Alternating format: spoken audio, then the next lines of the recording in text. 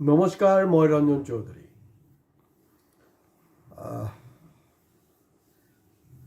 কি বুলি ক'ম, এতিয়া মোৰ হাঁহি উঠিছে, ক'বলৈ টান, মহা দিগদাৰ। মানে এপিছ'ডটো মই কৰিম, এপিছ'ড নকৰাকৈ মই নাথাকোঁ।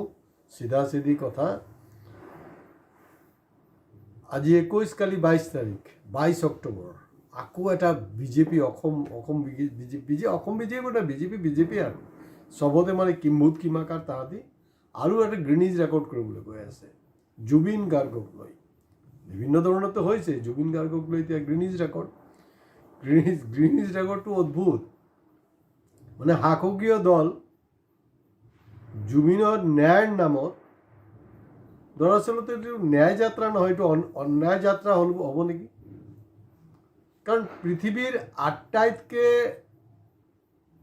পাৱাৰফুল মানুহ, না এইটো ভুল হ'ব, ইণ্ডিয়াৰ আটাইতকৈ পাৱাৰফুল মানুহ, মই পাহৰিছিলোঁ, ইণ্ডিয়াৰ আটাইতকৈ পাৱাৰফুল মানুহ আৰু ৱৰ্ল্ডৰ মানে অন্যতম ধন কুবেৰ আদানী আৰু আম্বানী যোনটো দলৰ লগত আছে, যোনটো দলে যিবিলাক বিফ এক্সপৰ্ট কোম্পানী আছে তাৰ পৰা হায়েষ্ট ডনেশ্যন পায়, যোনটো দলৰ সদস্য সংখ্যা চাইনাৰ কমিউনিষ্ট পাৰ্টিতকৈও বহুত বেছি, ইমান পাৱাৰফুল এটা কাৰবাৰ হৈ আছে। আপোনালোকে চিন্তা কৰকচোন, তেওঁলোকে ডাবল ইঞ্জিনৰ চৰকাৰত জুবিনৰ ন্যায়ৰ নামত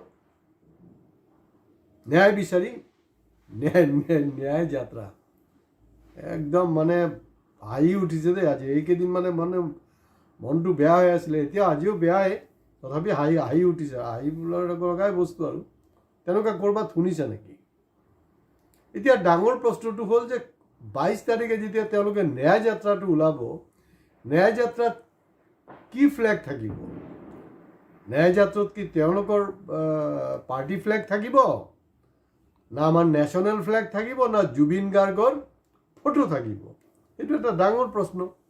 তো গতিকে যদি এইটোতো শোভা নাপায় যদি তেওঁলোকে নিজৰ পাৰ্টি দিয়ে।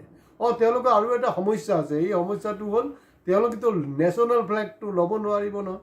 আপোনালোকে চাগে পাহৰিছে 1925 চন, অৰ্থাৎ মানে এই যে বিজেপিৰ যে বাপেক আৰ এছ এছৰ জন্ম, এই জন্মলগ্নৰ পৰা তেওঁলোকে কেতিয়া ৰাষ্ট্ৰীয় যে আমাৰ ফ্লেগ, এইখন তেওঁলোকে কিন্তু লোৱা নাই, ইয়াক স্বীকৃতিও দিয়া নাই। আৰু সুপ্ৰিম কোৰ্টৰ নিৰ্দিষ্ট এটা অৰ্ডাৰৰ পৰিপ্ৰেক্ষিতত তেওঁলোকে 2002 চনত প্ৰথমবাৰৰ বাবে RSS হেডকোৱাৰ্টাৰত নেশ্যনেল ফ্লেগ লগাবলৈ বাধ্য হৈছিলে। আৰু যেতিয়া আমি ন্যায়লৈ ওলাওঁ, ন্যায় যাত্ৰাত মানে ইণ্ডিয়াত যদি ক'বলৈ যায় তেতিয়াহ'লে ডাঙৰ মানে ন্যায়ৰ ওপৰত যদি কিবা এটা হৈছে, অন্যায় হৈছিলে, তাৰ ন্যায় বিচাৰি গৈছে।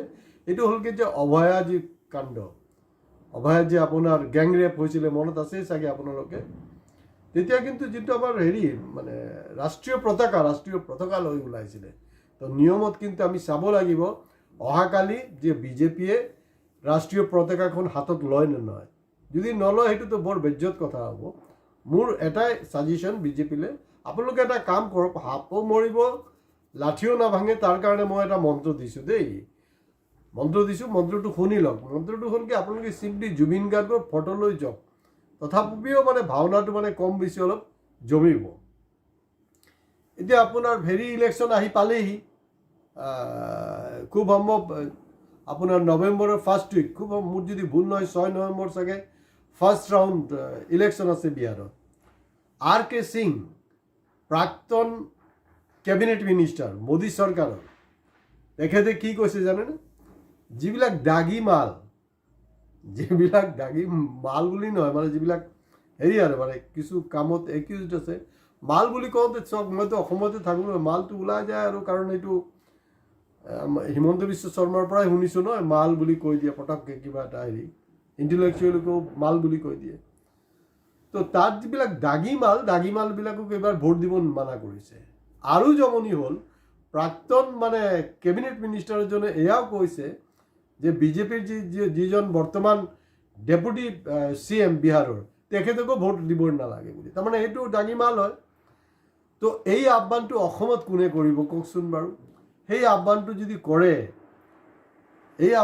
কৰে, তেতিয়াহ'লে অসমতো 90% বিজেপিৰ যি হেৰি আছে MLA আছে তেওঁলোকে টিকেটে পাব নালাগে।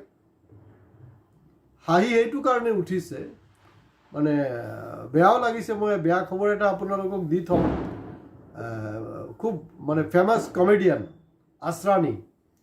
আশ্ৰানীৰ কথা নিশ্চয় মনত আছে। আৰু আশ্ৰানীৰ যে হেৰি আপোনাৰ শোলে পিকচাৰত যে জেলৰ যি জেলাৰৰ যোনটো অভিনয় কৰিছিলে, সেইটো কাৰণে সকলো মানে মন মগজুত আছে আশ্ৰানীৰ মৃত্যু হৈছে। এইটো বেয়া সংবাদ, দুঃসংবাদ হৈছে।